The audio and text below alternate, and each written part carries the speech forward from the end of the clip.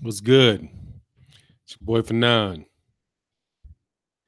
gonna talk a little boxing if I can. Try to figure this out. I'm trying to do Google Hangouts.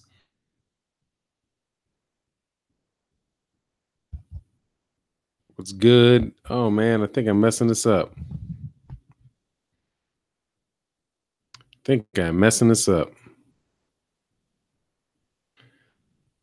All right. I think that's better. I think we're there now. All right. We are here now. What's good, Dr. Blick? What's happening with you, man? What's going on in the UK? Just trying to figure out, man. I got a little funny for a second on this thing, man. But I was listening to, I'm telling you, man, I wasn't even gonna do one tonight. But then I listened to 78 Sports TV's interview with Deontay Wilder, man. I got to tell you, I was really taken back, man. But I'll wait till some people get in the house before I do this comparison between Deontay Wilder and Muhammad Ali. But everything's good, Dr. Blick. What's happening with you over there in the UK, man? What time is it over there? Can you guys hear me? It do well. What's going on, Romeo Harris? Let me know if you guys can hear me.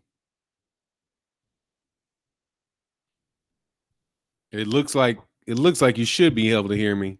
I want to make sure you can. It's my stream is a little bit behind for some reason. I always get answers, to questions like a couple minutes later. Oh, it's midnight out there. What's good, man? What's good, Felix Nunez? All right, man. That's good. That's good. You guys can hear me.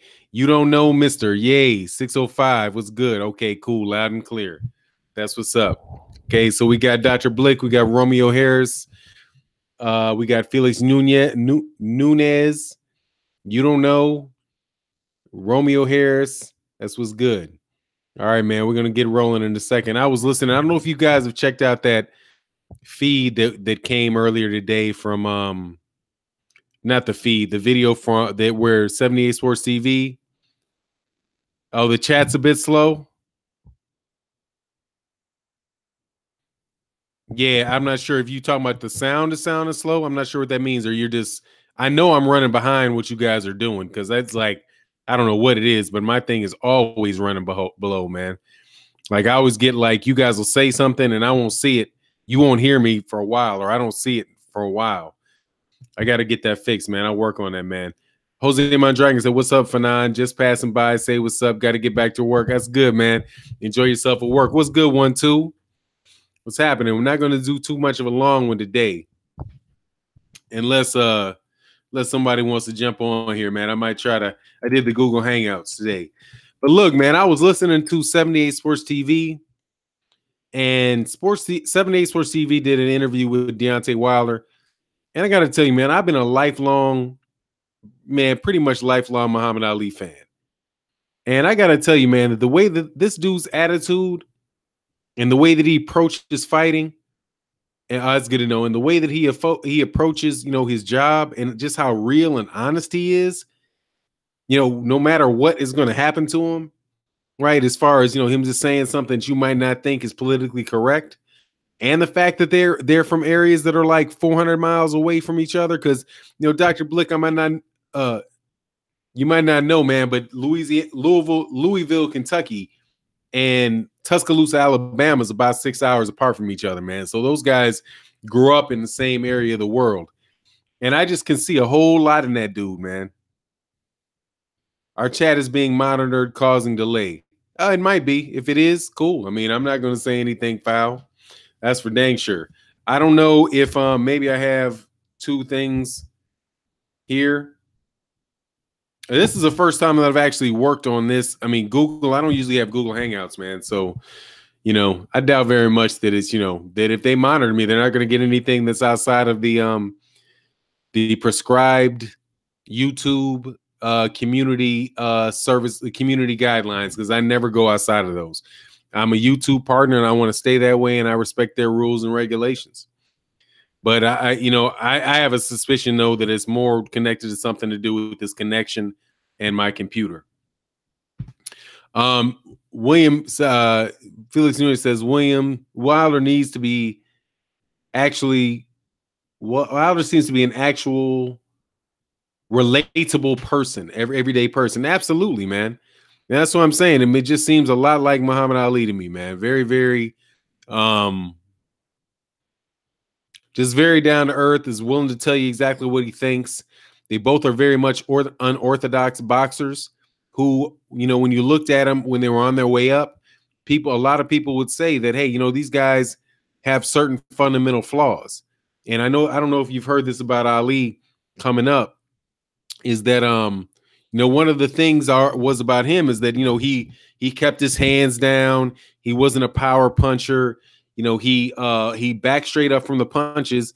Pretty much everything that he did, a lot of things that he did, people thought were fundamentally unsound. And because they were fundamentally unsound, people thought eventually, you know, he was going to lose. I mean, he did lose eventually, like later on after he had that 3-year hiatus or whatever. But Deontay Wilder, in a lot of ways, man, seems to be that same type of guy, man. Somebody who has a tremendous amount of heart, somebody that has a tremendous amount of, you know, just like an uncanny type of skill. In the case of Muhammad Ali, it was a different type of athleticism in that it was his hand speed, his foot speed, right? Deontay Wilder, it is his height and having such good foot speed and hand speed for his height and having so much power. And both of them have excellent eyes. And exactly like Omar Boxing said, they both have excellent confidence. So I like this comparison, man, between Muhammad Ali and Deontay Wilder. And I like it, number one, because it's the first time that I've seen somebody where I had to think about like a guy that could perform in the magnitude of the moment, and somebody that just so many people were down on, that he was and be able to overcome with that many people who are really against him. So, man, I'm telling you, man, I'm really, you know, 78 Sports TV, just listening to what Deontay Wilder said, and the fact that Deontay Wilder, the way that Deontay Wilder would talk to 78 Sports TV and just, you know, I mean, he talked the same way to 78 Sports TV as he would talk to ESPN. It's like there's absolutely no difference in the way that he approaches that conversation. Do you know what I mean? Ali go to the body more. Yeah, no, Ali doesn't go to the body. Ali was very, you don't know, Mr. No, Ali was a headhunter, man. He was a headhunter. He's a big time headhunter, man. A big time headhunter. Maybe make sure that I don't have like another channel up or something, man. So I can, let me close some windows out just in case you guys are getting some reverb from that. You guys let me know if, did that help the tone of the, let me know if that helped the, like the delay. Got rid of that. Oh, you know what else I need to do? Okay. Nope, that's it. That should be all that I have. Okay, that's cool. Yeah, that's what was up. That's good, man. That was because I had something else going on, man. On the backside, I usually go through a different deal, but I went through, you know, Google today, man. So, hey, Dr. Blick, man, you want to jump on today? Dr. Blick, you got time, man? I got your email, man. I can send you a link if you like it. I think it'd be a good conversation, man. I like to chop it up with you. Chris Job, get on your job for 9. You're a pro now. Hey, man, I ain't no pro. I'm learning it, though, dog. I'm learning it, man. I'm learning it for sure. Hey, man, I'd love to have a conversation with Dr. Blick, though, man, if you're interested. I thought that was a pretty good thing, that, you know, good conversation we had about AJ and Deontay Wilder. Felix Nunes says the way he spoke to 78 also gives insight into the reach of the LDBC, real, recognize real. Yeah, man, I appreciate how they did that, man. Yay, Dr. Blick, I'll send you the link, man. And we can get down today, man. We have a good UK talk, man. You guys forgive me for a second while I send this link to Dr. Blick.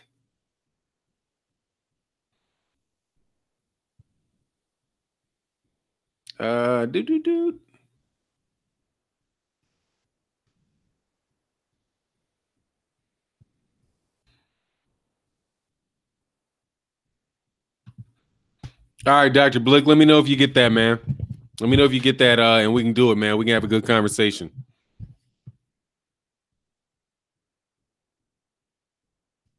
Yeah. Yeah, Dr. Blick let it. Hey, man, that was a great conversation my man had, man. So it'd be good to talk to him. I gotta make sure I cut out before 8 o'clock Eastern time. We got about an hour and 45 minutes before the. I don't want to counter program the LDBC, man. I refuse to do so, man. There's been so many times in the morning I want to do a live stream, and I'll see that either 78 Sports TV has something up or Blood Boxing has something up. So I try to stay away from that, man. But yeah, you're right. 100%, man. They really did show. Hey, what's good, man? Hamadi Family 11, man, says Fanon. Hey, what up, Fanon? Great channel. I appreciate it, man. I'm having a really good time doing it. I'm definitely enjoying, having more and more people, join the live streams. But I gotta say, with this Google Hangouts, man, I see we got 37 in the building and only 18 likes, man. Can I get a couple likes? Now I see why guys. Now I see why guys say that, because on this screen I can actually see it. And I'm like, I got 37 people in the building. I got 18 likes, man. I'm offended. And I ain't got no wrenches in the building. Where's the wrench squad, dog? Okay, we got 1, 2. We got 1, 2 in the house. That's what's good, though. She says, I'm chilling, my brother. By the way, anybody that sees 1, 2, it's my lady.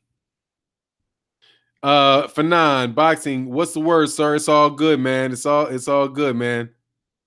Ron Solo Lacey said I was number 18. Appreciate that, man. Oh, we got 21 now, so we got to moving up a little bit. We got a little bit, man. That way I know I ain't got like 18 hidden haters on the channel, dog. I make sure that Mr. Blick isn't in here, man, because I think I might have I hit the volume, the mute on it. So yeah. Let me go back, man, while I wait on my man if he gets on there. Hit the like button. Yeah, hit the like button. I'm trying to feel better. Somebody unhit it. I saw you. I caught y'all. Whoever unhit the like button, dog. It went to 23 back down 22. It's all right, though, dog. Sue Femi Dan. Wilder is too vulnerable. If he continues to fight top fighters, he will lose soon enough. I don't know, man. There's only one left. There's only one left, man, for Deontay Wilder. And I don't think so, man. This dude's knocking out everybody, man. I mean, he's knocking out everybody. Hey, Mabadwi. Hope I pronounced that right. What up, Fanon? I already know. I hit that like button. That's what's good, man. We got 24 to 40 in the house. That's good. Oh, yeah, Tyson Fury's a danger, man, for sure. Tyson Fury's a danger, no doubt about it. I mean, as long as he loses his weight and he gets on his job, man, then yeah, man, I'm with you on that for sure, 100%. You know what I mean? Denard Reed, everything's good over here, man. How's everything with you? I was just talking about this thing, man, that when I saw that interview with Deontay Wilder, man, it just so much reminded me just how honest he was, how very much like Muhammad Ali was in the fact that he was so straightforward about what he thinks. Romeo Harris, man, much love in the super chat. Thank you, sir. Wilder came through like a soldier in the foxhole with bullets whizzing by. So composed, Romeo. So composed. Without a doubt, man. He stayed in the cut. He was calm. He was collected. And man, I'm telling you, it was super, man. Hey, you cats in the UK need to catch up with it before it's too late, man. Don't spend time hating and missing something lovely. Hey, Dr. Blick. Hey, what's good? I'm good, man. Turn your volume. Can you turn your mic up a little bit, man? It just sounds a little quiet for me. Or actually, that might be my volume. Well, okay. Oh, it's my volume, man. Hey, Romeo Harris, man. Thank you very much in the super chat. So we're gonna do an impromptu here with Dr. Blick, man. So after this fight, what's happening in the UK, man? What's happening in the UK? What's the word in the UK, man? Based on majority of the people I talked to about boxing, because I was going back and forth earlier with my friend, he said that he's annoyed that Anthony Joshua doesn't want to fight Deontay Wilder. I've noticed that a lot of black people like Deontay Wilder. He's really popular with the black people in the UK. Like even casual fans of boxing that just watch the big fights, they know about Deontay Wilder because of his knockout and they've seen highlights of him. So he's getting up there in terms of popularity.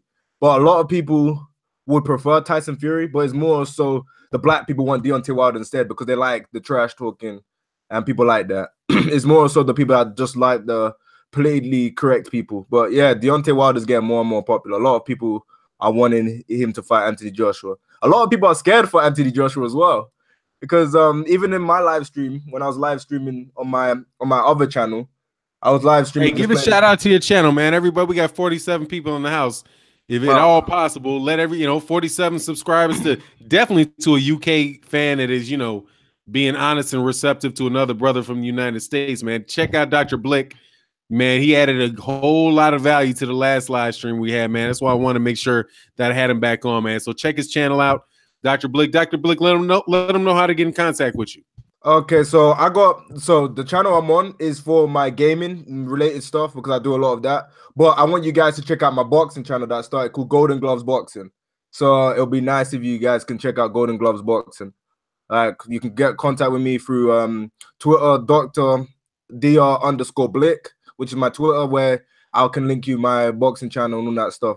But I tried to put it in the chat, but it's kind of difficult because since it's your chat, I can't really put other links like that in. So that's all right, man. When the video posts, is if you send it to my email that you got this from, and make sure you remind me because sometimes I'll forget. But then I'll put it basically what'll happen, man, is I'll change the title, like maybe the last part, and I'll say featuring Dr. Blick, and then I'll put your information on the end, man. Oh, okay. I'll do that. I'll do that when the stream ends. Yeah, absolutely, man. So go ahead, man. Speak your mind about this UK boxing, man. I think this will be, man. Just let me know what you want to talk about, man. We can change direction in the stream. We do that all the time, man. Okay, so me personally, I'm frustrated because I want the fight to happen. And Anthony Joshua's comments that he said about how he can take away Wilder's confidence, I don't think is as easy as the way he's trying to imply it to be, because we saw him in the 7th round getting hit with big shots and all that stuff, but his confidence didn't really diminish. And when it comes down to people trying to say, oh, all he has is a right hand, like, the problem is everyone has fought that. Everyone that's fought Deontay Wilder's fought all he has is the right hand. But the problem with that is the fact that no one can stop it. It hasn't been stopped. And I saw Gervonta Tank Davis put on Twitter saying Deontay Wilder throws like a tomboy or something like that. And it makes no sense because you don't want to be on the end of those shots, regardless of whether he's throwing it incorrectly. He still hits really hard. And I even saw somewhere where I can't remember who said it, but someone said that in terms of having limited skill, Wilder shouldn't be where he is. So that technically, if you're looking at it from that standpoint and what he's accomplished while having such little skill, it means that Wilder should be, it proves that he's naturally gifted, if you know what I mean. It proves that he's naturally gifted as a fighter. But I got a BRB real quick because I got to go and get the door real quick. Hold up. Oh, no worries, man. So let me go back into the live stream, man, real quick. Get you guys comments. Hey, Henry Pierce says, I really love your comment, your live stream, man. I appreciate that, man. That's what we're trying to move the channel to. Been doing pretty much one live stream for every 2 real videos, man, so we can get more and more people on real-time conversations. Cass, what's in the house? What's good, my man? Hey, Ali Dago, we got Ali Dago 619.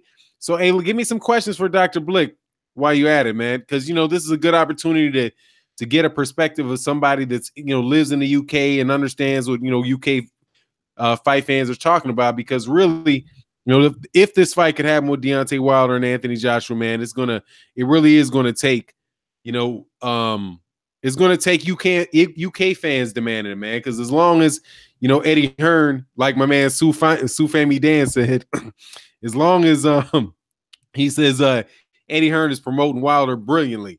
Yeah, as long as Eddie Hearn and the UK fans don't demand the fight's not going to happen. As long as you got UK fans that are willing to tune in, you got 90,000, whatever it is, number of people willing to go into the UK and attend fights without him fighting Anthony Joshua, the longer that's going to take place, man. And I can understand for sure, people wanting to see in the UK, wanting to see Tyson Fury.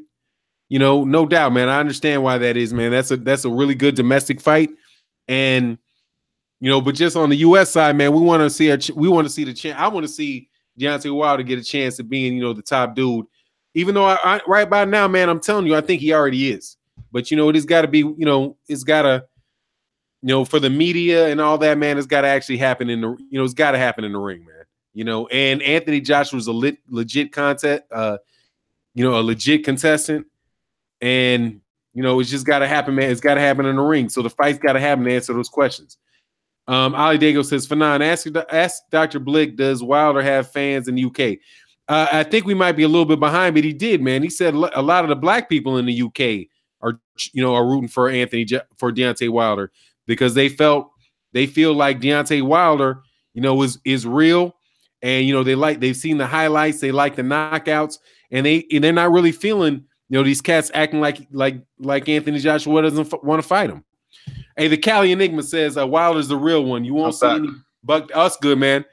Cali Enigma, shout out to the super chat. We got Dr. Blick back. I'll go back and ask some of those questions there, but he says the Cali Enigma says Wilder is a real one. You won't see any buck dancing from him.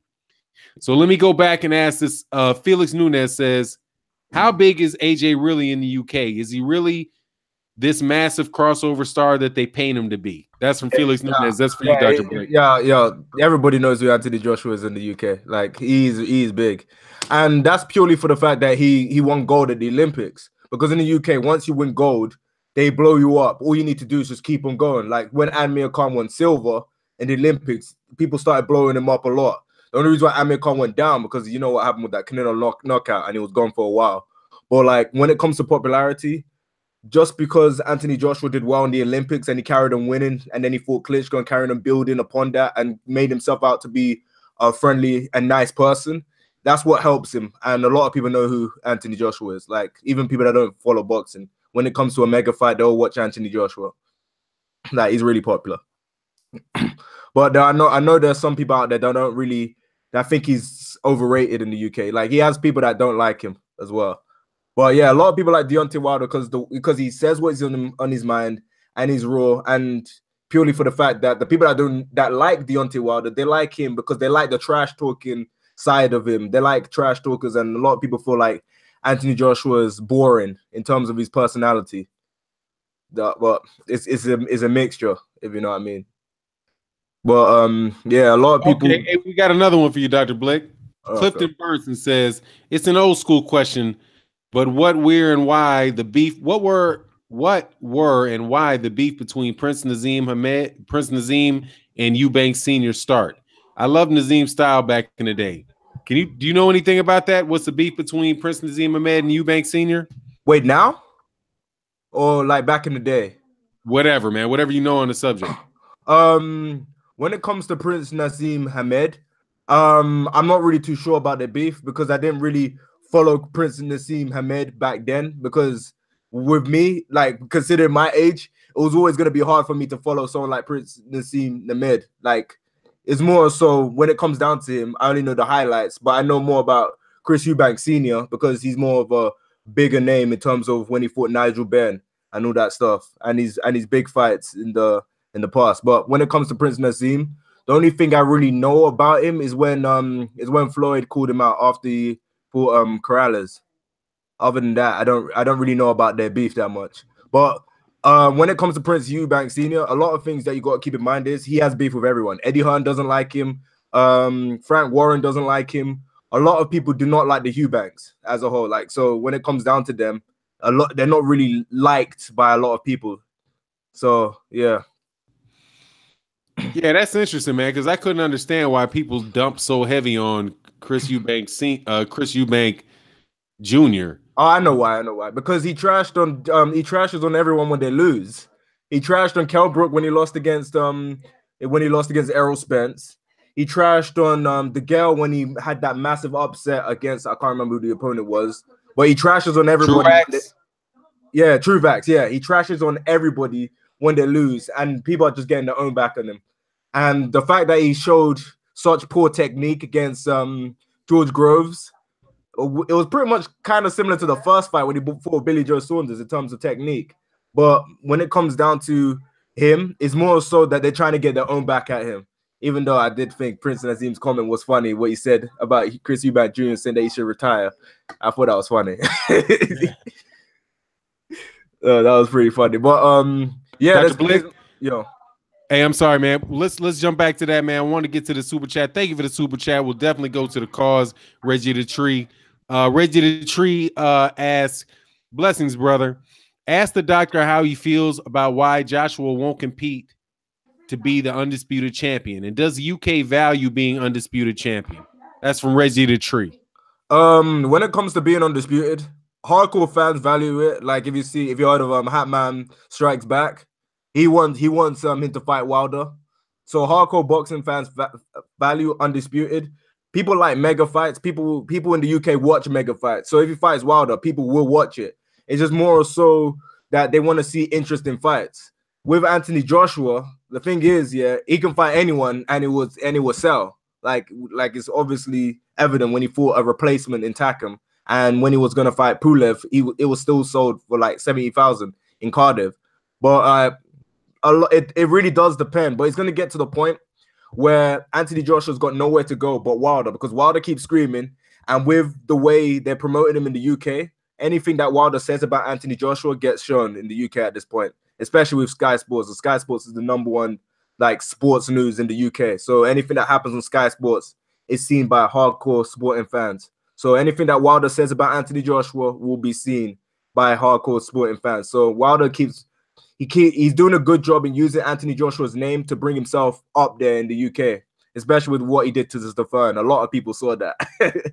That's the first real notice when it came down to knowing that Wilder's getting more and more popular. Because like I saw some people on like Instagram, and I was like, wait, this person knows Wilder as well? Like so like he's going up there. He's gonna get to the point where people are gonna demand a fight, I feel, and it's gonna happen. Hey, man, that's a great answer. Thank you, man. I just want to answer just one quick second, man. Thanks for taking this impromptu guest spot, man. It's a blessing. Sean the Icon says, Fanon just came through. What's up and who's in the house? Well, you know, the conversation started. We started talking about Deontay Wilder doing a comparison with Muhammad Ali, and so you know, obviously the question went on and moved to Anthony Joshua and Deontay Wilder fight. Then Dr. Blick is a YouTube channel. He's a gamer. He has a gaming channel. And he also has a boxing channel. He's from the UK. So we're asking him, basically just having a Q&A session with with the UK boxing fans, somebody that lives there, that understands what's going on in the UK relative to Deontay Wilder, and Anthony Joshua. So we're just, pushing questions from the audience to him, also giving him an opportunity to talk about his channel. So people have an opportunity, because the reason I value what he's talking about, other than him being just an intelligent and straightforward guy, is that, in order for this Deontay Wilder fight to happen and Anthony Joshua fight to happen, it's not going to happen, in my opinion, unless UK fans really demand it. As long as Anthony Joshua can sit up, or Eddie Hearn can sit up in 80, 70, 80,000 seat stadiums and make 54, they can afford to wait it out. You know what I mean? But if and when UK boxing fans start really getting in there, when you start seeing things like what happened with Keith Thurman when he's walking through New York City. Did Errol Spence fight in New York City? I don't think he fought in Vegas. Yeah, he fought at the Barclays Center. Yeah, he fought at the Barclays Center when that guy started walking up on him like, hey, man, when are you going to fight this dude? Right? Until that starts happening, he really starts getting pressure, the fight's not going to happen, man. So, but it's interesting. But I just think it's valuable to know what the perspective of what's going on from UK fans, because so often, man, we just get the channels that are really just, my God, man, they bash Deontay Wilder in ways that, to me, as an American fight fan, just doesn't make sense. There's one thing I got to put out there. When he fought against Takam, when that fight got stopped, I wasn't sure whether it was down to the bad stoppage, but Anthony Joshua was getting booed when he said, when they brought up Wilder and he said, we will see where we can fight him. He got booed as soon as he started saying that. So the people are not afraid to turn against him, because I heard I remember him getting booed after the Takam fight. So people are not afraid. And plus, Wilder's going to be at Cardiff commentating for Sky Sports. And apparently Wilder's going to step in the ring after the fight. If whoever wins, he's going to step in the ring. So once you got him in his face like that, in front of everybody in the UK, the doors are closing on him. Like, he has no options, pretty much. He has no options. It's just wow, man. Hey, so hey, listen up, Deontay Wilder. I mean, hey, man, the one thing I like about UK fans, man, is y'all are real. I mean, number one, from what I can see, I've never having been over there. I'm not in the No, I'm not at the fights there. So just from what I can see and listening to Sky Sports, and I'm not even straight on what the networks are, but we get them streamed over here, and everything seems to be so much more straight. Like they'll tell you what they really think. When you listen to HBO, specifically HBO, you pretty much know what they're going to say is going to be the company line. It's what they're trying to sell. But when I hear fights in the UK, it seems like people are a lot more, straightforward and honest about what they believe. If they think the guy that's favored is losing, they'll say it. Where in the United States, man, you just get a lot of salesmanship, trying to push the house fighters. So let me see if we got a couple more questions in here, man. Clifton, is there any pressure coming from Carl Froch, Billy Joe Saunders, and etc. about the fight? So have you heard anything? Go ahead. Oh yeah. I made a video about Billy Joe Saunders. Billy Joe Saunders says he's not interested in Wilder versus Anthony Joshua, and he called Deontay Wilder a racist because of his comment. Because he said this on an IFL interview. He called Deontay Wilder a racist, and he said the only fight he's interested in is Anthony Joshua versus Tyson Fury. So Billy Joe Saunders does not care about the Wilder fight. That's what he said. But I think it's just more so because he didn't like the comments of what he said, what Wilder said about Eddie Hearn and milking the cow, milking another black man. I thought that was funny. Yeah, they got the same, but they also got the same trainer, man. Yeah, that's true. That's true. They got the same trainer. So I mean, what is he supposed to say? And plus, he doesn't like Wilder by the sounds of things too. Yeah, man. But Billy Joe Saunders, man, I'm like, honestly, he did show me something. I gotta tell you, man, Billy Joe Saunders did show me something in that. He did show me something in that David Lemieux fight, man. So we'll see what happens with him, man. I do think he did show people in the United States, man. He woke a lot of eyes up with that performance. I'll tell you that. I'll tell you that for sure. Cass says Billy Joe Saunders and Fury are cousins. Oh yeah, I heard about that too, but I wasn't really too sure. I heard that they were related because Billy Joe Saunders is also a gypsy as well. I heard them two were related, but I wasn't really too sure about that. But I did hear about that. But Billy Joe Saunders, he has a new trainer. He's gone on a new dieting plan, so that's why his current fights compared to when he fought Chris Eubank Jr. He's in more shape. He's in better condition, so that's why he's been performing a lot better recently. He's changed up his whole diet plan. And especially when he fought against William Monroe, that's when he first started actually showing for the first time throughout his whole career. He actually had abs. He never used to have abs before them. But yeah, Billy Joe Saunders is a guy that's not really that keen on the fight. And also, he's obviously going to pick Tyson Fury. He even said in that interview that he picks Tyson Fury to beat Anthony Joshua. And I feel like Anthony Joshua wants that fight. But my issue is, Tyson, we don't even know when Tyson Fury is coming back. So you can't want a fight with someone that's you don't even know when they're coming back. Like he might come back like late this year. We don't know. He's still a bit big. His arms are showing because I saw his post where you can see the fat on his arms has gone down a lot. But I don't understand why he wants that. But there's one of Dr. Blick, man, I gotta ask a couple questions. Said for now, why do we care about Billy Joe Saunders' perspective? That's because somebody asked it in the comment section. Personally, I couldn't care less. I could have told you what Billy Joe Saunders was going to say before he said it. I mean, it don't bug me. It don't bug me at all. But we take questions from the comment section, man, and that's a fair question. Let me move back a little bit because we got a couple more deals. There's one. I think Team Joshua. Oh, there's a comment about that I wanted to respond to. I'm sure it was Sufami Don that said this, and I can't find the comment, but when I was listening to Dr. Blick, I definitely was listening. I had that in my mind. I want to make sure that I addressed it. He said that it's about the negotiations. It's not about the fans. That's not true. The fans pay the money. And eventually, if you have enough fans, you have enough backlash from fans, then the people that are supporting you you're going to have to answer those questions. And just like Dr. Blick said, that like when Eddie Hearn, and this is the thing, I don't know if Eddie Hearn did it intentionally or if it's just the way that it works, that this is my thought on boxing about those type of things. You cannot raise somebody up in boxing without raising someone else up. The higher any person that you say this is the best, this is the best, this is the best, inevitably fans are going to ask the question, who's he going to fight? So when Eddie Hearn talks about Anthony Joshua being a big megastar, international star, a great fighter, and selling out stadiums, the question is going to turn to, okay, well, yeah, but who's he going to fill those stadiums with?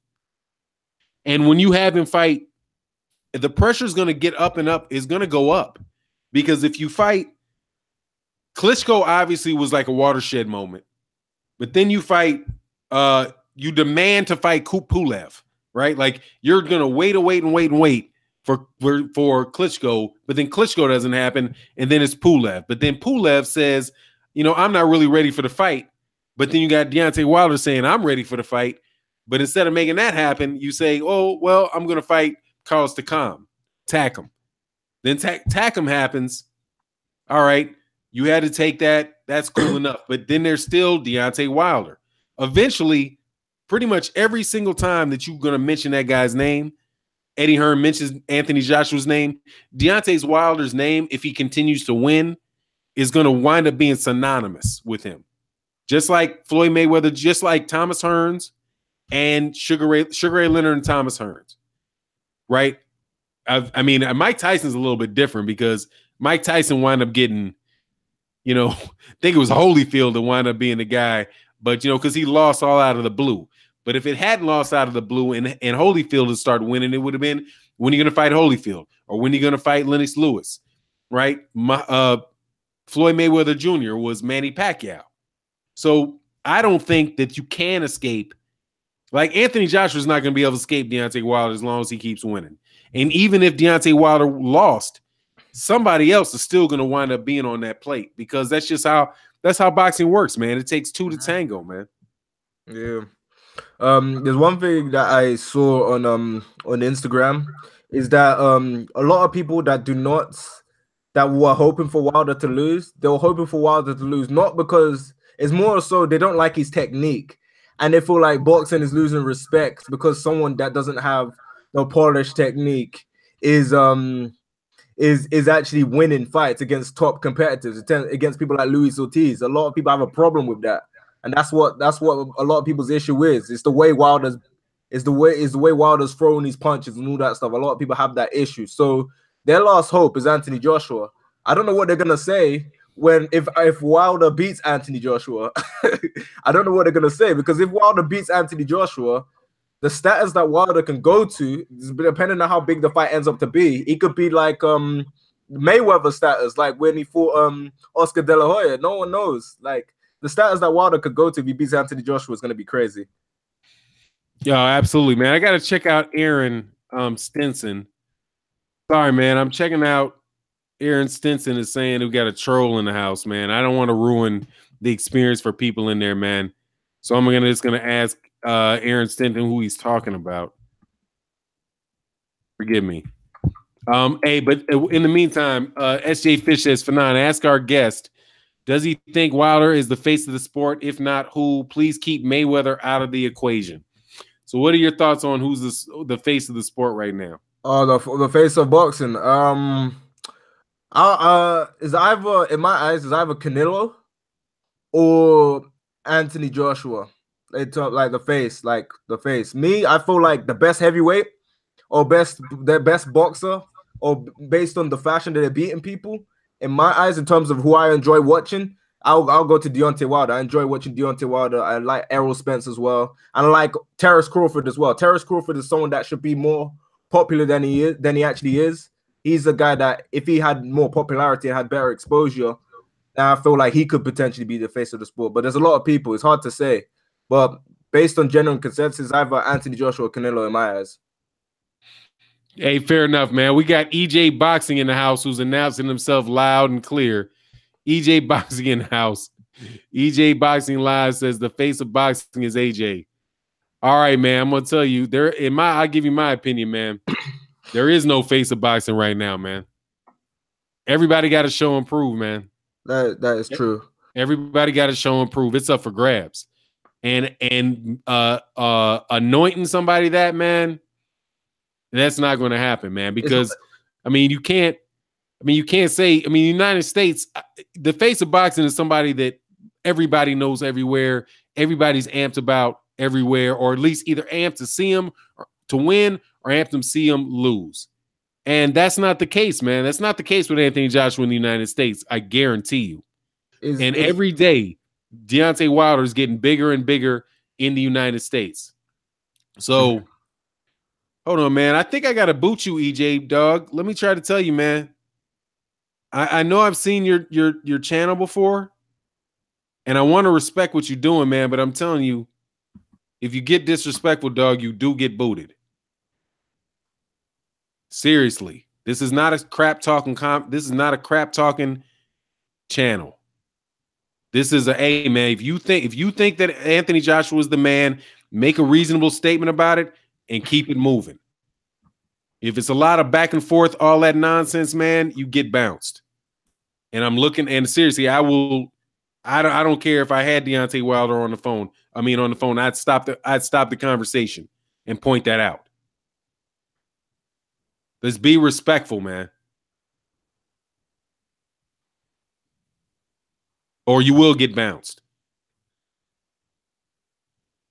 I think you heard my question, dog. Seriously, man.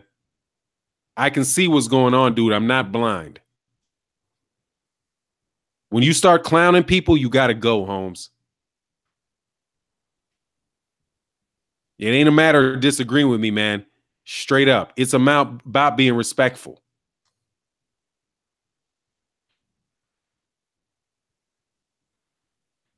What's good, Sal? I'm sorry, man. We got sidetracked, man. Seriously, man. That's what the channel is about.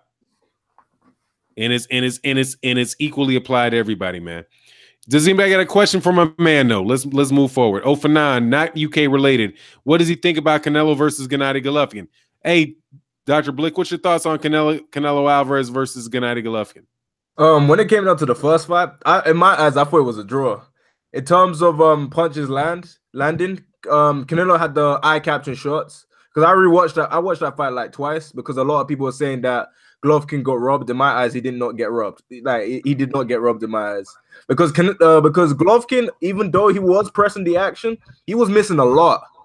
And those shots that he was absorbing from Canelo were crazy because Canelo was hitting him clean and Golovkin would just stand there and just not move.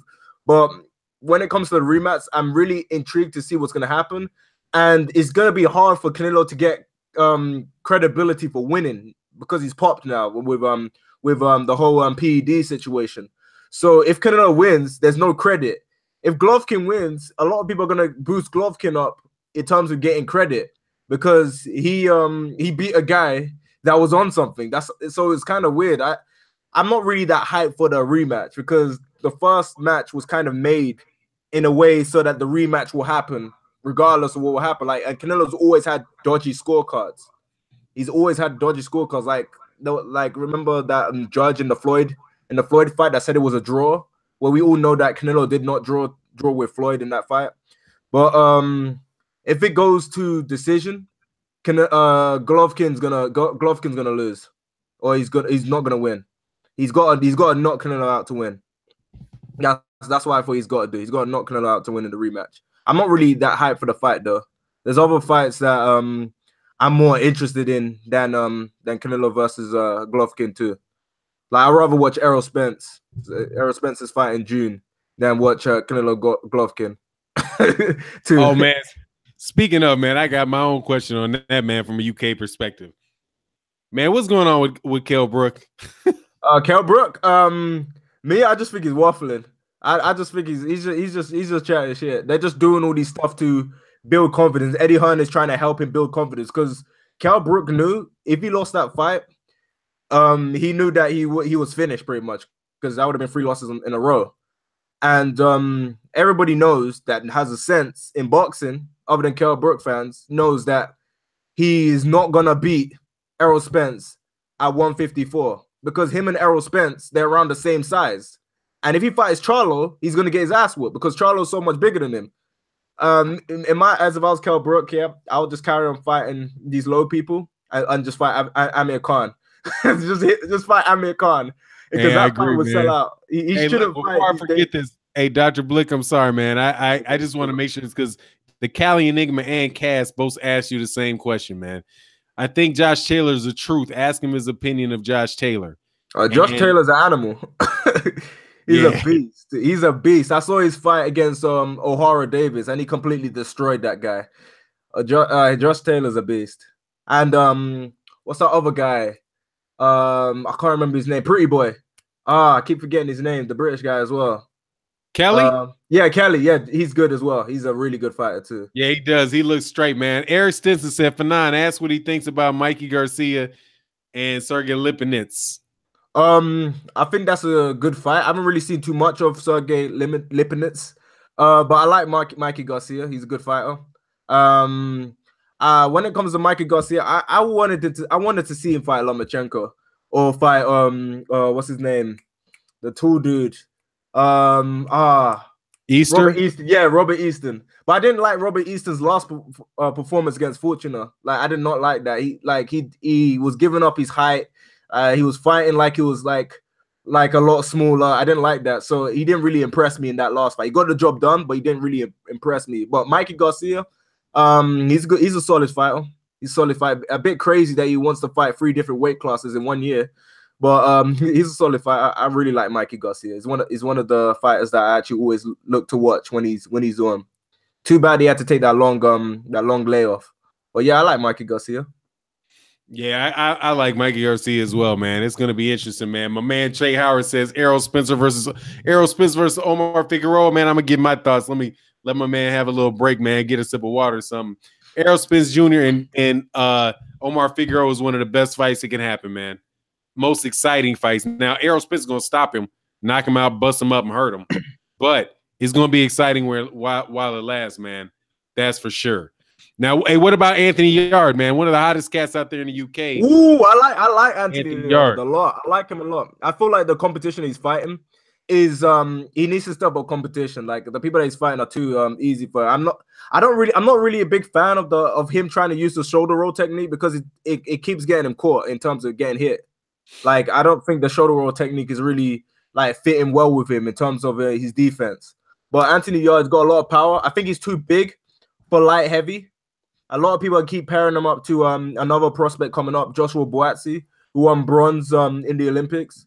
But I feel like if he was to fight Joshua Buatsi, I feel like Anthony Yard would be too big for him, even though Buatsi has an extensive amateur background. Wow, you just pulled a name out, man. Let me take a break, man. After we get to Bow 1, because we got a super chat, man. Get back. What did you say that guy's name was? Joshua Buatsi. He won bronze at the Olympics. But and he's a light heavyweight? Light heavyweight. He won bronze. He's got polished technique. You should check him out. He's a really good fighter. He's signed with Matchroom Sports. I got to do that, man. He's signed with Matchroom Sports. Great fighter. Oh man, good to know, man. We'll take definitely to keep a lookout for him, man. Bo once says, where would you guys put Wilder on your pound for pound? Ooh, that's hard. After Dr. Blick answers. That's hard because I don't like doing pound for pound. Because it's so subjective. Because like it's so weird when it comes to pound for pound. Wilder is hard. It's really hard. Because currently my pound for pound is Terrence Crawford.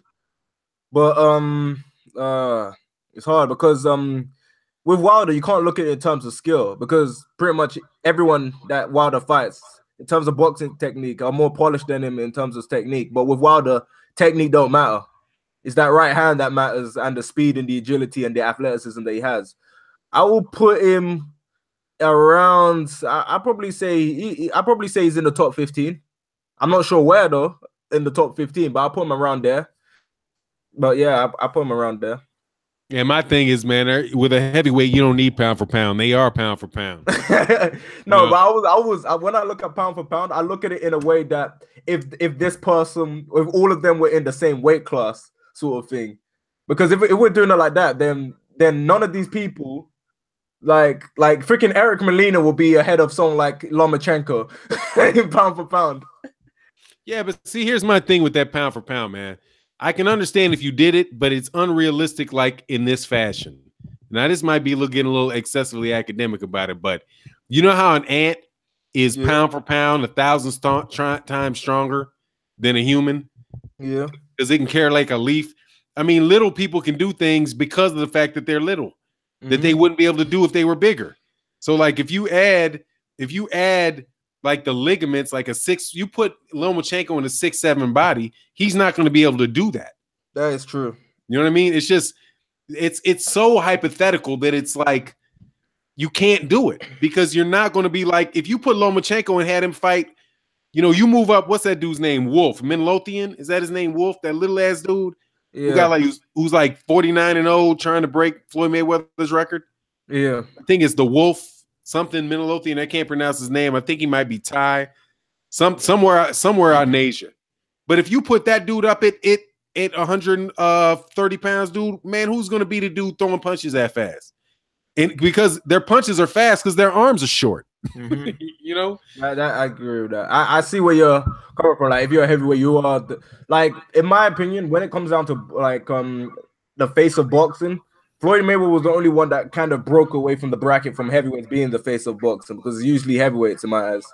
But yeah, I do see what you mean.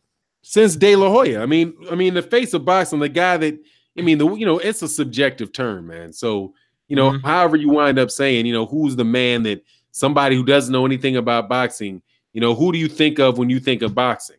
Like, who's the first person? Technically speaking, right now, the face of boxing is Floyd Mayweather. Because more than likely, most people who are not avid boxing fans think about boxing, they're going to think about Floyd Mayweather. I think about Muhammad Ali. Right. Yeah. But see, exactly. I mean, that's my point. You got to really, to be the face of boxing, you really have to be something, you really got to be something up there, man. So, it is what it is though, man.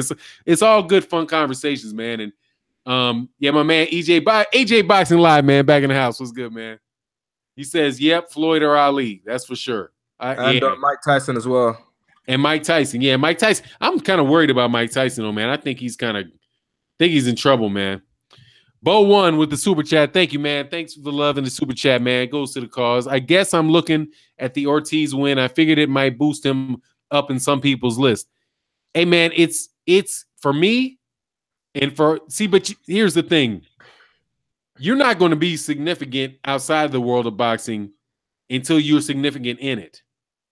You know what I mean? Like, you really have to do something exceptional to get to that. Like, so Ali became that dude, but his best win early on was Liston, but he didn't really become what he became until after Frazier. Floyd Mayweather Jr. did what he did against Gennaro Hernandez. He did what he did against Jose Luis Castillo, against Diego Corrales, right? Against Arturo Gatti, right? He had all those but he didn't really become all, the top dude until he beat Oscar De La Hoya. So the way that I view the situation with Deontay Wilder, and honestly, man, the way that I, look at it for Anthony Joshua as well, is that neither one of them have had the record, the undeniable win. The thing that really sets them, the thing that really sets them off, right?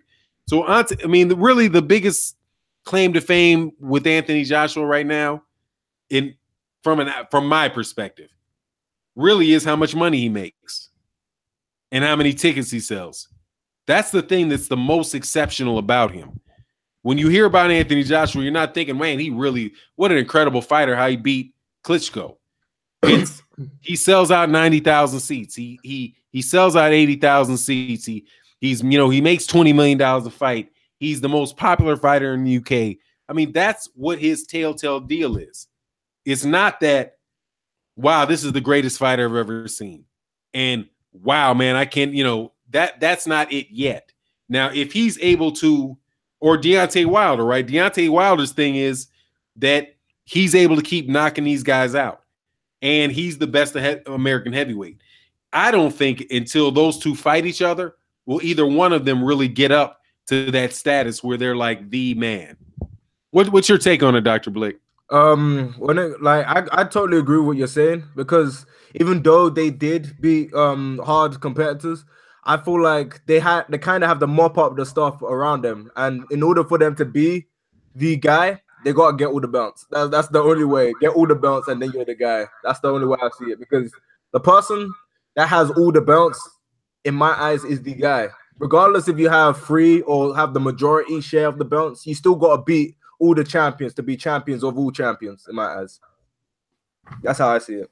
Yeah, absolutely agree, man. No doubt about that, man. Let me go to the comment section, man. Make sure that I'm not missing anything. And everybody, hey, thanks again, man. We got a lot of love in the super chats. That's super appreciated, man. It's definitely going to go to the cause. Thank you very much. I'm trying to make EJ Boxing Live since we back in the house, man. EJ Box says skill fighters in this sport is Crawford for me. Makes top fighters look normal. Man, I agree with that, man. Hey, Dr. Blick, what's your opinion on Terrence Crawford and Errol Spence Jr., man? How you see that going? I want to see Crawford fight Jeff Horn because I need to see how Crawford holds up at the weight. Because Crawford's a talented fighter. He can fight both stance.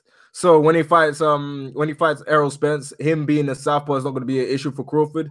It's just whether are these people going to be too big and too strong for him. That's my only concern. Well, if he can beat Jeff Horn, keep in mind Jeff Horn's a big guy for that weight and is a physical guy in terms of the way he fights as well. If he can do that, then I'm sure that he will be fighting against someone like Errol Spence. But Errol Spence is one of those people that really determined and actually knows what he wants to do. Doesn't blow up in between fights. He's a really focused guy. But if Terrence Crawford does somehow mop up the division, in my eyes, he's got to be close to being a all-time great, being the fact that he's dominated like multiple weight classes and he did have all the belts at 140. If he was able to do that somehow at 147, then he's got to be up there in terms of legendary status. But he's still got a lot to do. I like Terrence Crawford though. I feel like he should be more popular than he actually is, and he should leave Bob Arum as soon as he can. Man, yeah, man, no doubt about that, man. No doubt about that, man. We got a superstar in the building, man. I gotta take a pause, man. Whenever I see the original one bounce up in here, Blood Boxing in the house, man. We got my man Blood Boxing. Also, Cory Lee Boxing, who's got a new channel, man. I sent a link. You know, I'm gonna do something I rarely do, man, and have more than one person on. Since I'm doing this Google Hangouts, man, I thought we'd invite Cory Lee Boxing, man. He's got a new channel. And he did an excellent job in a collaboration that I did with him. So I sent Cory Lee, man. If you get that link, man, you know, check in if you can. Blood, let me know if you want to jump in. I'm not going to be on here for too much longer because in 1 hour, we got the Smoke City Smoke City Mobcast, which is definitely going to feature Blood Boxing. And I assume Blood Boxing is going to be on there. Blood, let me know if you want to jump on, man. And I can send you this link, man. But on the real, check me out, Cory Lee Boxing, man. I'm gonna take a couple seconds, see if some people want to do some real, Blood's that dude for sure. Blood, let me know, man. Oh, if he said for now, you, bruh. All right, you good? Let me know if you good. If you don't want to get on, it's all good, man. I'm gonna call tonight, bro. I'm gonna miss the mobcat. Oh, you're on call. Okay, man, that's all right, man. You got to do your thing, man. You sitting up somewhere? That's respect. Cool. All right, man. Let me get back to this, man. We got Blood, man. You know, I always like to see if I can get Blood talking, man. That dude's always has some really good wisdom, man, to share. One of my favorite dudes on YouTube. Cory Lee didn't respond, man, so we're going to keep it moving. Let me try to see for some more questions. Lomachenko, Cory Lee Boxing, Lomachenko gets wrecked by guys his size if he fights them. That's not quite the question. Hey, what's going on, y'all? Oh yeah, yeah, Cory. I told you we're gonna do it, man. You get hectic on me, dog. Sometimes, man. I told you we're gonna make it hot. That's all good. Hey, man. So, what are your thoughts, man? You got any questions you want to ask for Dr. Blick about UK boxing or anything you want to share, man? Yeah, what's going on, Dr. Blick, man? What's going on, man? Oh, what's good, man? I'm out here in the US, man.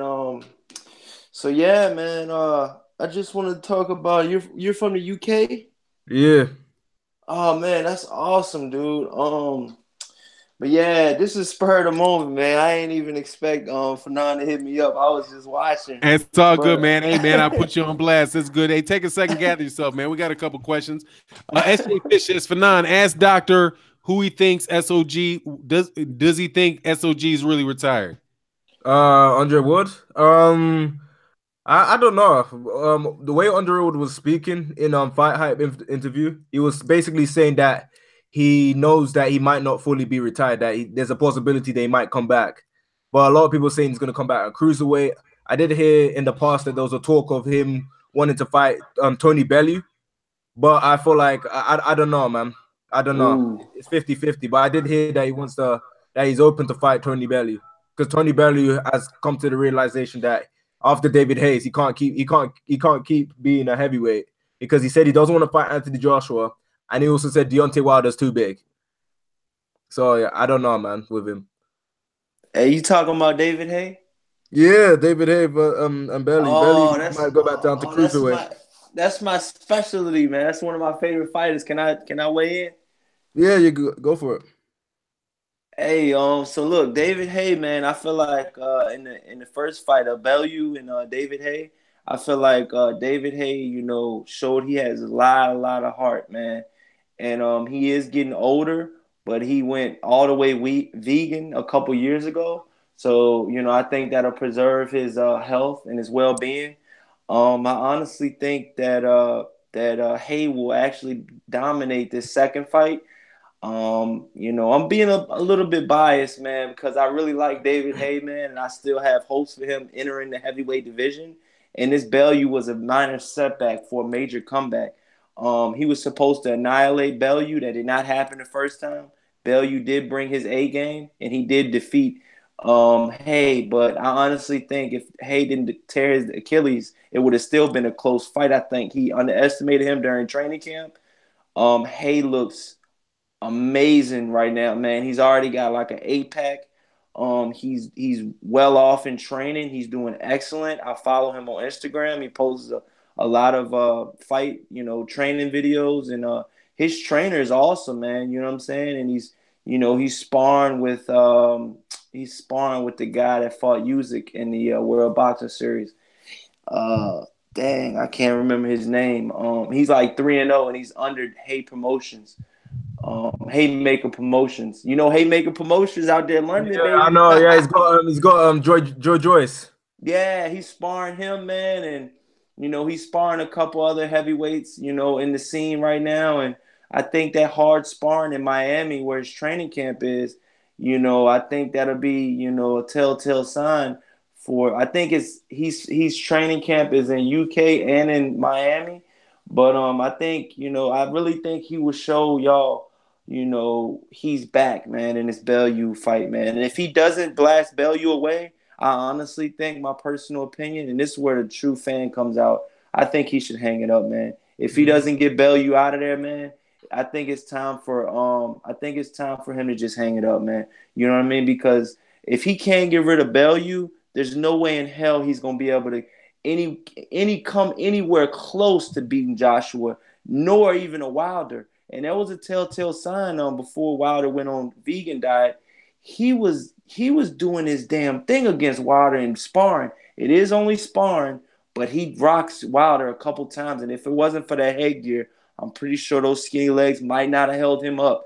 Haymaker is a force to be reckoned with when he's on his A game, and that is honest to God.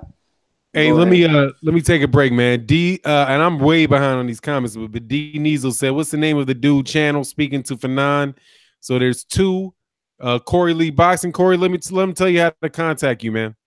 You can contact me at Cory Lee Boxing, man. A lot of fans, I was on Ringside Reporter, and a lot of fans just told me to start my own channel, man. They gave me enough confidence to start my own channel. I was in the amateur ranks out here in where I live at. I'm a southpaw, but I had to work. I had to be a provider. You know what I'm saying? I got a family, and stuff like that. So I just had to work, and now I'm a heavy machine operator, man. But I make videos in my spare time. So yeah, man. Any chance I get, man, I make videos. I've been following boxing pretty much my whole life. It's my favorite sport. I've always done it, man, and I honestly follow it, man. I think a lot of these podcasts and a lot of these YouTube channels, they don't know how it feels to get in the ring, man.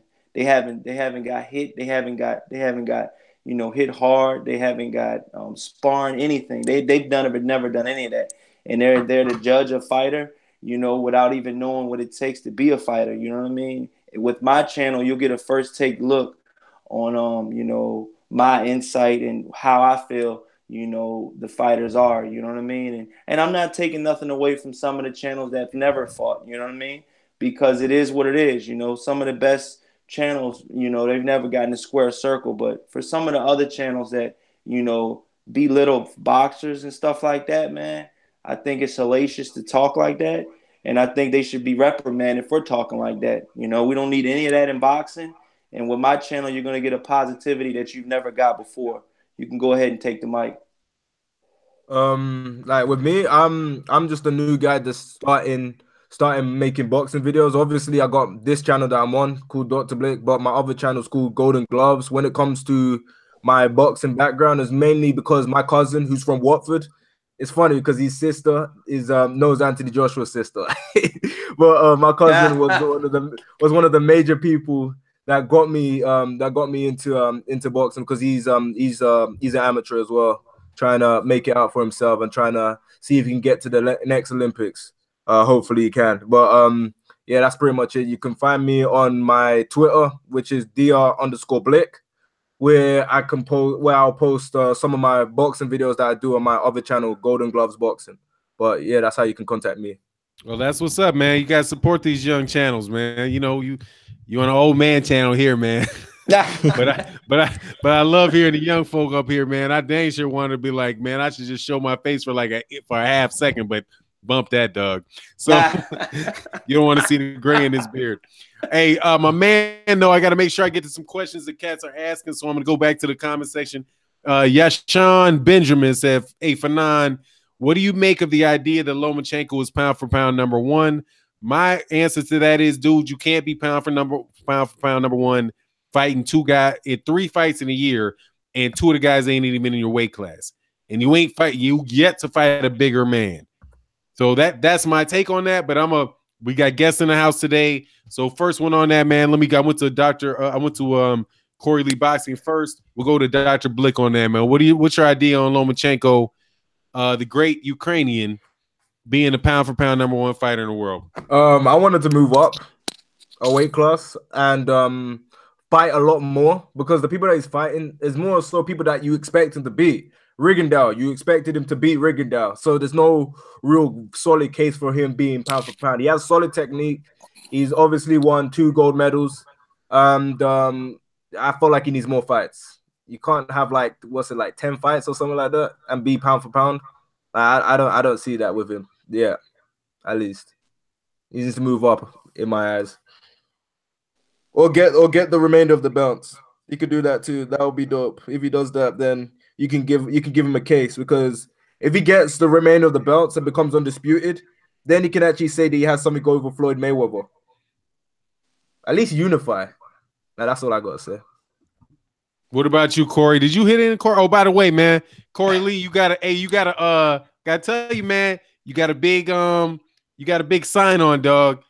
Blood Bison says, yo, Cory Lee, I'm following you, bro. There you go, man. You made your first step, man. You got the big man from Florida on you with you. No.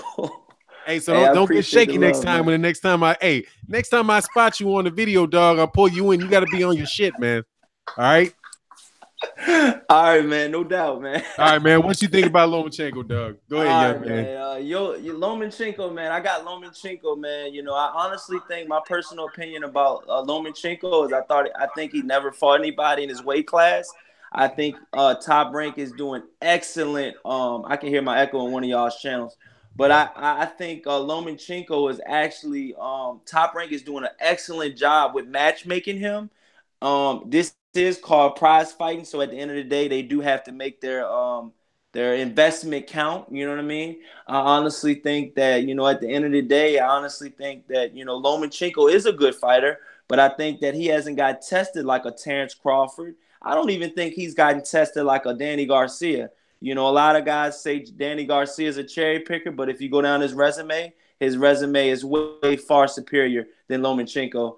And Lomachenko is, I feel like they're trying to fight like, Gervonta Davis. They're trying to fight, all of the other guys. But at the end of the day, they're trying to fast pace him, pretty much like Gervonta Davis said in the interview. Gervonta Davis said, I have time. Lomachenko doesn't have time. You know what I mean? And that's one of the things of being an Olympian. When you're there to be an Olympian, it takes about, 4 to 5 years out of your pro career that you never can get back. And when that came with Lomachenko, that took out about 8 to 10 years out of his life that he would never get back. You know what I mean? So when he did hit the pro ranks, he did have to start fast. You know what I mean? And shout out to my cousin, Damian Griggs. He's from my hometown, and he's my blood cousin. He's in New Mexico right now. He's in a national amateur tournament right now. He's 123 pounds. And you already know, man, I'm representing, man. But, I honestly think that Lomachenko can do good, man. But will they put the opposition, or will the opposition fight him when he wants to fight them? You know what I mean? I think he will get better opposition towards the tail end of his career. I don't think the matchmaking right now, is going to they're actually pushing him to fight. But when Bob Arum says that he wants Lomachenko to fight on May 12th, that's blasphemy. And you know that, Bob Arum. That's blasphemy. You should never ask him to fight on May 12th when that's going to be the re-airing of the Golovkin and Canelo fight. You know what I mean? He's pretty much putting that out there for them to say no to him. You know what I mean? That's my personal opinion. So, and that was to fight Linares. You know what I mean? So Golden Boy's trying to work with him to fight Linares, but I honestly think one of these other champions might swoop in and fight Linares before Lomachenko does. And that's my personal opinion. Hey, that's what's up, man. I got something going on in the comment section I got to see, man. One of the best, most consistent subscribers here, man. Lewis Coleman says, Spencer's doing some punk shit for nine. I see. I'm going to have to come on your live and get some shit popping. What you talking about, Lewis Coleman? What's he doing? What you talking about, man? You can't be jumping up here on this an Aerospence friendly environment, my man. Hey, man, let me know what you talking about, though, man, for real. I just saw that you did that, man. I didn't, because I'm going through the thing, man. Hey, for now, what does one need to jump on live with you? Is it a mic and a camera? Or one and done this? I don't know. Yeah, Google. I mean, it's a Google chat, man. We'll do the next one, man, for sure. We can do it. We got to try to mix it up, man. Because one of the things, and if you guys give me a couple seconds, man, see, like you can see here that you got two. I don't mean to be. How old are you, Cory Lee? Who, me? Yeah, general age, man. You can give me a range if you want. I'm in my late 20s. All right, so you under 30. What about you, Dr. Blick? My early 20s. Early 20s. See what I'm saying? Like, Blick, you got me. Yeah. See. We got to mix it up, man. We got to let the young and borderline middle age. I'm messing with you, Cory. Yeah. Get it in, man, because that's what I say. Like, look, man, one of the things, and here I'm going to do a little commercial for the LDBC, man, because Shout one of out the things to the LDBC, man. Hey, man, one of the things about the LDBC, man, is you got so many cats in there that all know boxing. And one of the things that I notice in my channel where people come to the comment section is how many people really know boxing from different angles. So like you have Cory Lee, who's been in the ring. I look at it from a different perspective. Blood Boxing looks at it from a historical perspective. 1-2 looks at it from her perspective. By the way, 1-2, we got to get you on here. It's really one of the beautiful things about the YouTube boxing community, the LDBC, and the people that are in the comment sections of channels, is that you guys have a lot to offer, man. So I'm really appreciative when people are said that they're even willing to share their time on the platform, man, and let people know and hear the voices of the people that they go back and forth within the comment section. Ryan Clark says, Fanon, what's up with the notifications? I don't know, man. I don't work for YouTube, man. I hear channels oftentimes saying that they don't get, the notification. So maybe you just need to, click it, just either, so maybe hit unsubscribe and then resubscribe and hit the bell, hit the bell again. I don't know, man. Shit might be like a fucked up microwave or something, man. You got to kick the shit a couple times. Lewis Coleman says, Boxing Clinic, who is from the D like me, check main man, and I watched it. My boy Boxing Clinic wasn't right. Okay, I'm not sure. I got to check up to your stuff, Lewis Coleman, and make sure I understand what you're saying, man. I definitely want to respect what you got to say and understand it, man. Even if it takes a little bit of time, man. Felix Nunez says, any interest? You guys have any interest in Thurman versus Bronner? We got about another 15 minutes in this live stream, man, because I got to get ready for Pie City. I'm gonna get some popcorn and some food and enjoy it, dog. What's your thoughts on Thurman and Bronner? And hey, and 1-2 says I'm still a pup, learning from you guys. I'm sure you got something to offer. 1-2, don't lie. Don't try to ball hog the wisdom now. Yeah, what's your thought? What's your thoughts on that to Felix Nunez's question? I would say that Furman's gonna kick Broner's ass. Like I feel like it's gonna be an easy fight for Furman. I feel like there's levels to this, and I don't see Adrian Broner being on that level. Well, he could prove me wrong, but I don't see Broner beating Furman at all. I don't see it happening. All right, my personal opinion about the whole Thurman and Broner thing, man. I was gonna do a video about it, but I didn't do a video yet about it, man. And my personal opinion is, I think Thurman would thrash the living shit out of Broner. He'll get his head completely taken off his shoulders. He's barking up the wrong tree that he has know nothing about. It's easy to say something to somebody until you get in the ring with them. You know what I mean? And like Mike Tyson said, everybody has a plan until they get hit with one of these. You know what I mean? And it's pretty much like Broner just yapping at the mouth, in my personal opinion. Yes, he's a fighter. Yes, I respect him. But you're barking up a true 147-pound champion, unified champion. You're definitely going for the gusto with this one. You're going for the top guy at the food chain in the welterweight division. And I think Thurman's definitely making a name for himself for having those two belts because he's getting a lot of call-outs. Before he fought Danny Garcia, I feel like he's almost tripled his fan base by beating Danny Garcia because he got both of the belts and he's got a bullseye on his back that no one can match. That's my opinion. You talking about? I got to make sure who's got the bullseye nobody can match. I missed that. Keith Thurman. Keith one-time Thurman has a bullseye on his back that nobody can match. As in, how do you mean that, man? You mean like nobody's gonna beat him? No, nobody's more wanted than him. Nobody's more wanted than him. Oh, I know somebody more wanted than him. I mean, you're gonna say Joshua because you've been on the that. Joshua. No, hey, Anthony Joshua got missiles on him, dog. No, but there's one thing I can say about Broner is Broner will actually take the fight, and I feel like that fight will happen. That fight's more likely to happen than Errol Spence and Furman. I feel like that fight is more likely to happen. What's more likely to happen? Broner and Furman over Errol Spence. Yo, this is my personal opinion about Thurman and Thurman versus Broner. You say Thurman's ducking a whole lot of people, and I guarantee you, man, if Broner keeps chomping at the bits and chomping at the mouth like he's doing right now, and he keeps calling for the fight, I don't see why Thurman wouldn't take this as a warm-up fight. This will be a perfect warm-up fight for him. It'll be a perfect warm-up fight for him, man. You couldn't ask for a better trash talking than Broner, man, right now. And he makes a lot of money as well. Like Broner can sell Raiders.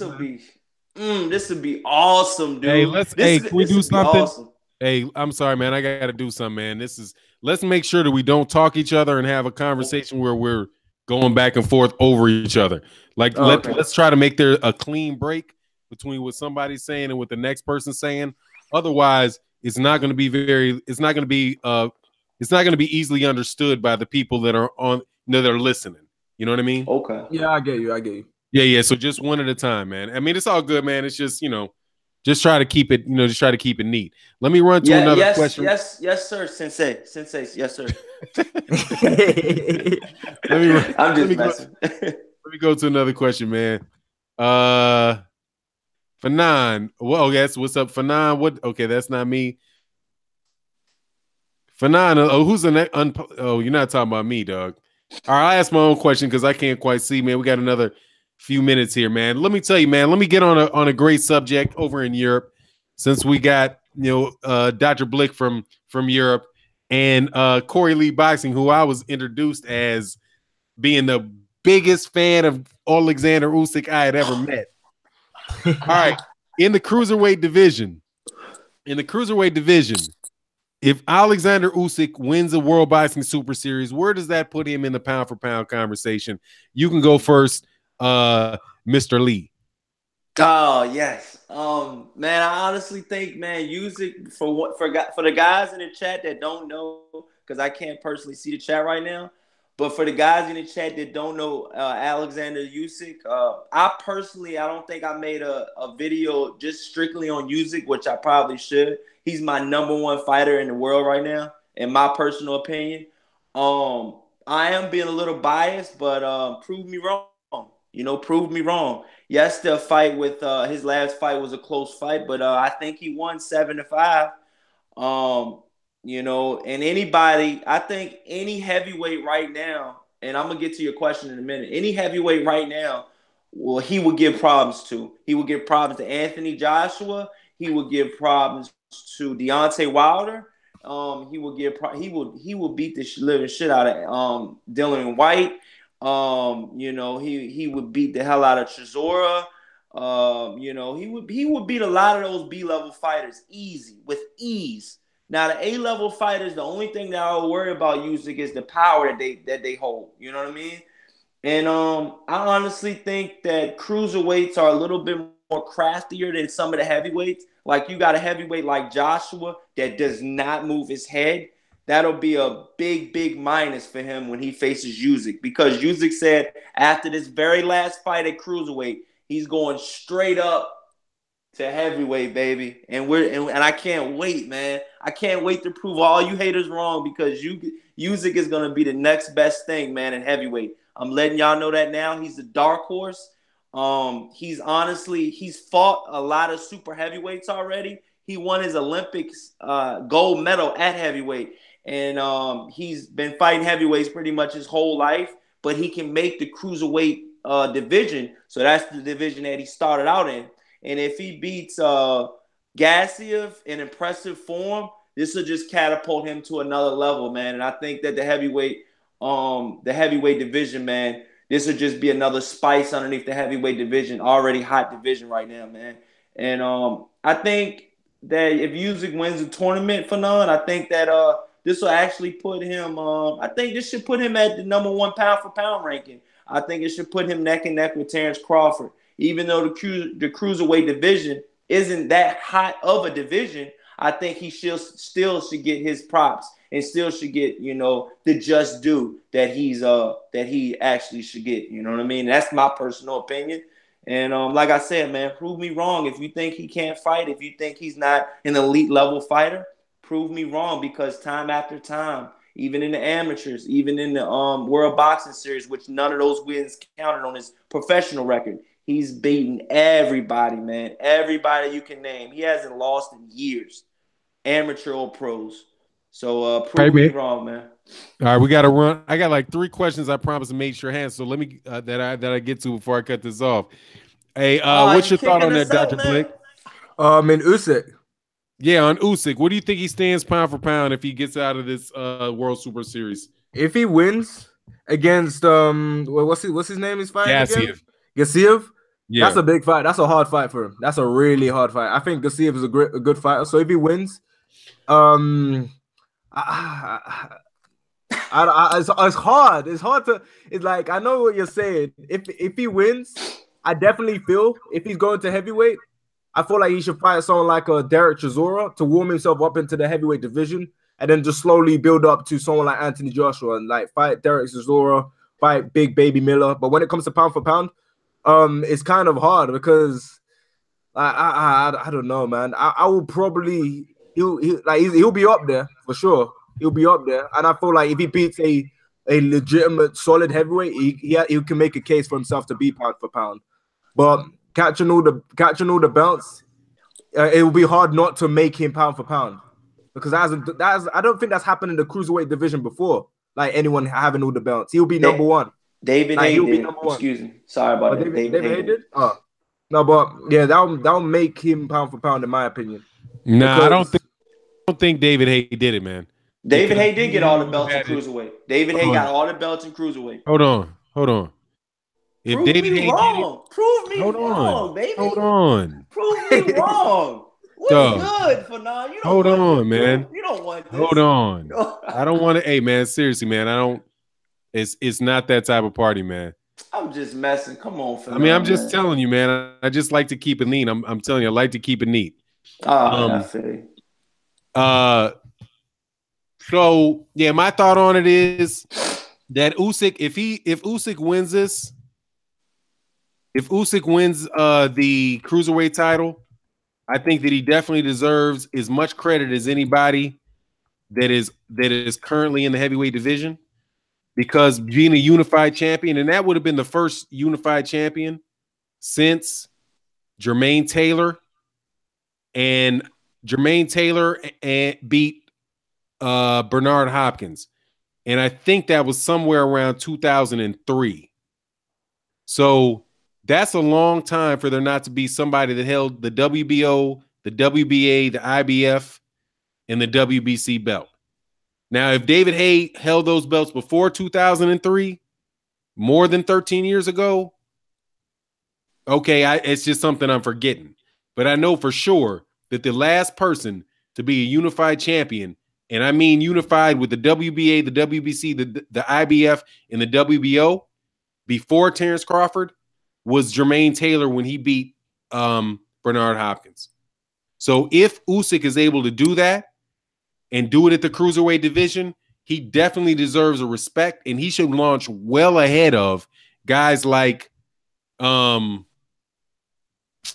like Sergey Kovalev and guys like that, man.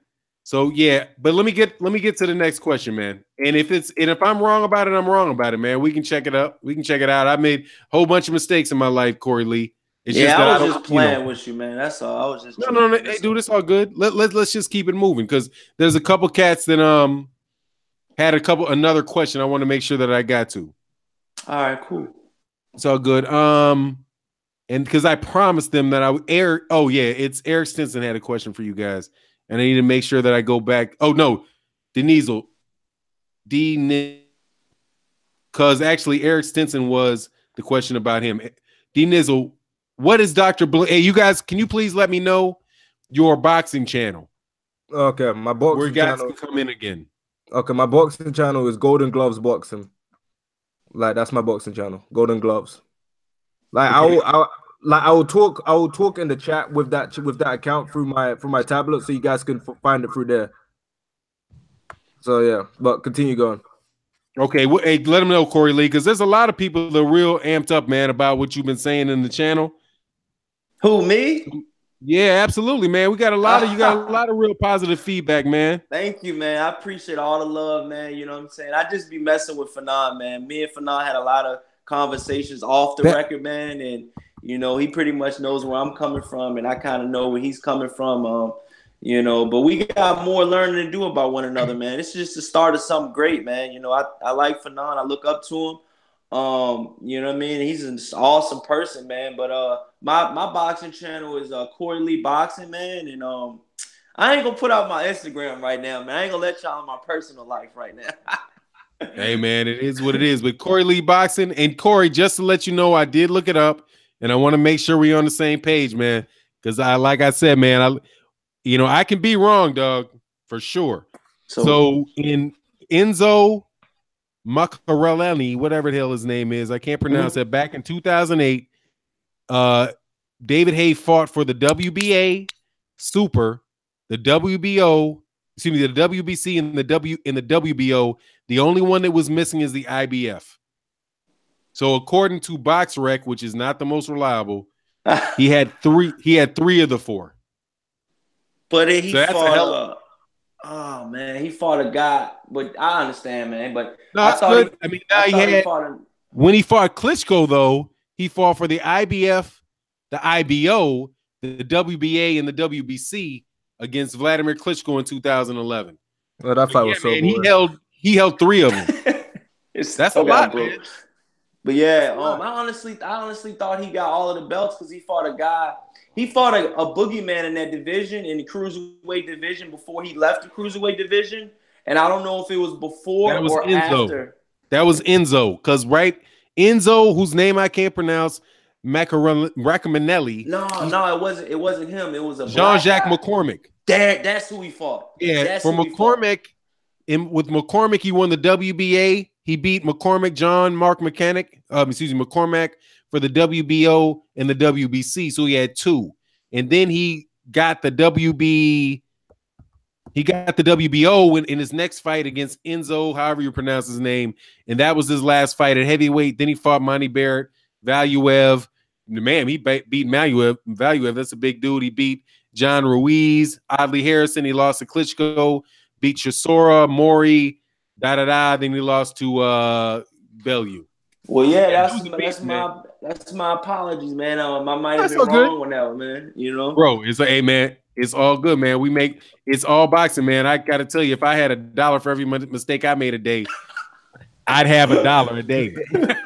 No, just kidding, dog. Just kidding. It's all love, man. Seriously, man. I appreciate you guys. Look, I wish I could see what the super chats were. I know my man Bo did it. I usually like try to go at the end of videos, go through the super chats, but I'm on this Google Hangouts thing and I can't see them. So thank you for the super chats. I would go through you guys one by one and show my appreciation for you guys giving to the cause. But Cory Lee, you got any words heading out? I'm heading out, man. Yeah, man. I can't wait to do another video with Fanon. This is our second video. We did a breakdown on the Danny Garcia. I was the one of the first collabs with Fanon, man. And I just can't wait to keep it going. You know, our schedules conflict. You know, I work during the day, you know, and he works, you know, I think during the day too. So whenever we can get a video, man, and supply y'all with some fucking heat, excuse my language.